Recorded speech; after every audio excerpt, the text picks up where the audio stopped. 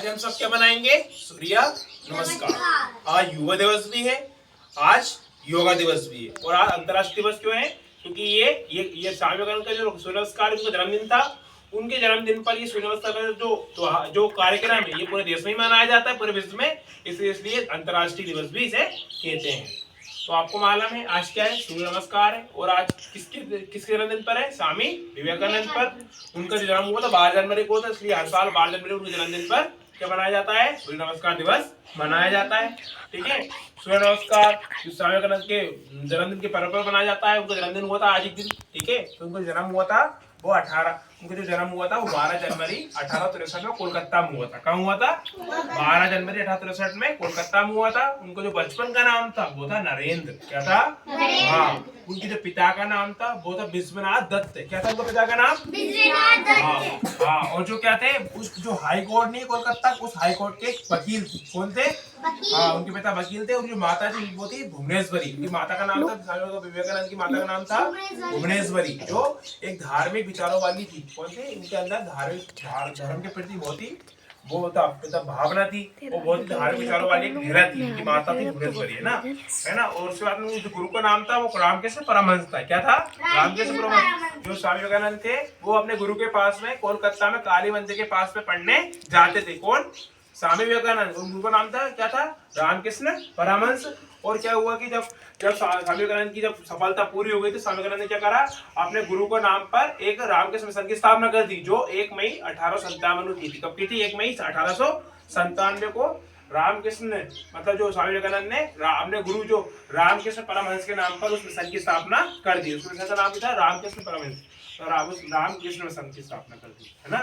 तो उन्होंने अपने गुरु के बहुत रिस्पेक्ट की, उन्होंने सम्मान किया, है ना। उसके बाद में उन गुरु के नाम पर उन्होंने मिशन की स्थापना कर दी, रामकृष्ण मिशन की स्थापना कर दी 1 मई 1857 को, है ना। वो उनका जो कर्म था बहुत ही अच्छे थे। वो राजयोग भी थे और कर्म योग भी था। उनका जो योग था वो राज से प्रति संबंध रखते थे।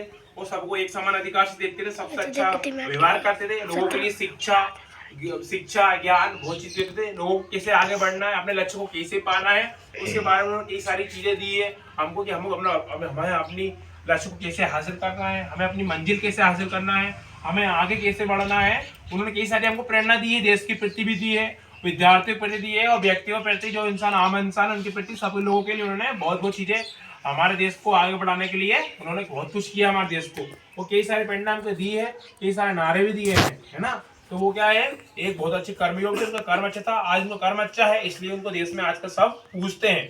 आज भले इस दुनिया में वो नहीं है लेकिन उनका नाम आज भी इस दुनिया में चलता है, क्योंकि वो देश के लिए वो अच्छे काम कर गए। वो एक सन्यासी के रूप में भी जाने जाते हैं, है ना। सबको प्रेरणा देते हैं अच्छे ज्ञान की, सफलता को हासिल करने के लिए, अपने लक्ष्य को पाने के लिए। कई सारे प्रेरणा जिस इंसान की नारे को सुनकर अपने अंदर जोश और सहन आ जाता है, और जिससे वो अपने हासिल को, अपनी सफलता को और अपने लक्ष्य को प्राप्त कर सकता है। इनकी बातों को हमको, इनके पाठ को पढ़ना चाहिए और इनकी बातों को हमको सुनना चाहिए, है ना। ये बहुत अच्छे इंसान थे।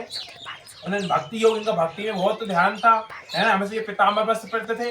इनका भक्ति में वो सिंदूरी कपड़े पहनते थे हमेशा, और एक टोपा, एक ऐसा पगड़ी वाला वो ऊपर के वो, है ना, सिंदूरी वाला ऊपर पहनते थे। वो बहुत अच्छे व्यक्ति थे और ये बहुत अच्छे गुरु भी थे। लोगों को शिक्षा भी देते थे, अच्छी शिक्षा के बारे में, लक्ष्य के बारे में, आगे कैसे बढ़ना है उसके बारे में, और अच्छे से लोगों को ज्ञान भी ये देते थे, है ना।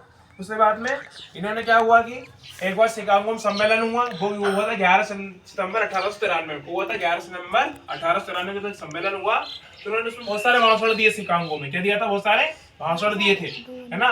कई लोगों ने उनका भाषण सुनकर बहुत ही अंदर, कई लोग जो सुन रहे थे वहां पर बैठे बैठे कुर्सी पर, वो लोगों के अंदर क्या आ गया था? जोश भी आ गया था और सहस आ गया कि यार बहुत अच्छा भाषण दिया। तो स्वामी विवेकानंद ने उनको भी बहुत सारा उत्साहित कर दिया, क्योंकि स्वामी विवेकानंद ने कोई बात वो भाषण देते थे, वो लोगों को प्रीति देते थे और लोगों को उस चीज से बहुत फायदा होता था। और सभी लोग उनके भाषण सुनने के लिए बहुत उत्साहित होते थे। सभी लोगों को उनको भाषण सुनना, उनकी किताबें पढ़ना बहुत शौक था। उन्होंने ये भाषण दिया था शिकागो में। कब दिया था वो? 11 सितंबर 1893 में दिया शिकागो में। सम्मेलन में तो एक सम्मेलन रखा गया था, उसका आयोजन जो 11 सितंबर 1893 में दिया गया था, है ना। ये और इन्होंने कथन में दिया है, उठो जागो और लक्ष्य की प्राप्ति करो। ये बोले ने, उठो जागो और जब तक मत रखो जब तक आपको लक्ष्य की प्राप्ति ना हो जाए। इन्होंने बोला कि आप अपनी सीढ़ी पर चल रहे हैं, आप अपनी मंजिल पर चल रहे हैं, लेकिन जब तक मत रुको जब तक आपको मंजिल हासिल नहीं हो जाए, जब तक आपको अपना लक्ष्य ना मिल जाए। अभी आप सीढ़ी पर हो, यहाँ पे आप छत पर नहीं, आपको मालूम अगर छत होता है हम क्या करते हैं, सीढ़ी से चढ़ते हैं, सीढ़ी के बाद में कौन आता है, छत आता है। लेकिन अब हम कहाँ हैं, अब हम सीढ़ी पर है, अब हमें मंजिल मिली क्या, हमें नहीं मिली है। तो हमें क्या अपने मंजिल के लिए क्या करना पड़ेगा, चलना पड़ेगा, रुकना पड़ेगा, चलना पड़ेगा। उन्होंने इसलिए बोला कि उठो जागो, जब तक मत रहो जब तक आपको लक्ष्य की प्राप्ति न हो जाए। चलते चलो, आगे बढ़ते चलो, और किसी भी कठिनाई से मत डरो, जितनी कठिनाई है उनको हासिल करते हुए आगे बढ़ते चलो। और जब तक मत रुको जब तक आपको अपने लक्ष्य न मिल जाए, आपकी सफलता न मिल जाए, आपकी मंजिल न मिल जाए, जब तक आप चलते चलो, रुको मत, है ना। क्योंकि आपकी जिंदगी ही आपकी सफलता है, और आपकी सफलता आपको मेहनत से मिलेगी। मेहनत करते रहो, आगे बढ़ते रहो, और अपने लक्ष्य को पाकर अपने लक्ष्य को हासिल कर दो, अपनी सफलता को पा लो, प्राप्त कर लो। ये उनका क्या है उद्देश्य, एक कथन है उन्होंने दिया है, शिक्षक के प्रति भी दिया है, विद्यार्थियों के प्रति, सबके लिए उन्होंने ये दिया है ना। उनके प्रति उन्होंने बोला कि जैसा वो बोल रहे हैं हमको वैसा करना भी चाहिए। ठीक है, उन्होंने बहुत कुछ हमारे लिए भाषण दिया है ना। मत रुको, चलते चलो, लक्ष्य की प्राप्ति करते चलो, और आगे कर रहे हैं अपन, है ना। आगे कोई लक्ष्य मनुष्य के साहस से बड़ा नहीं है। कोई भी लक्ष्य मनुष्य साहस से, मनुष्य दुनिया में कुछ भी कर सकता है, जो चाहे वो कर सकता है, बस मेहनत है। जो इंसान जितनी अच्छी मेहनत करता है उससे उतना ही अच्छा लक्ष्य प्राप्त होता है। जो इंसान मेहनत नहीं करता उसे लक्ष्य प्राप्त नहीं होता। जो व्यक्ति अच्छी मेहनत करता है, अच्छा संघर्ष करता है पढ़ाई लिखाई में, कोई सा भी काम में, कोई सी मेहनत में अच्छा संघर्ष करता है, उसे उतना ही अच्छा लक्ष्य मिलता है, उसको बहुत अच्छी मंजिल मिलती है उसकी। तो सेहत से बड़ा नहीं है हमारा वही है जो लड़ा नहीं है।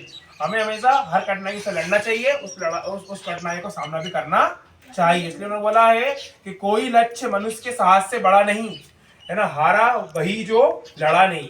हम लड़ते नहीं थे, फिर हारेंगे कहाँ से हम। इसलिए हमें क्या करना पड़ेगा, अपनी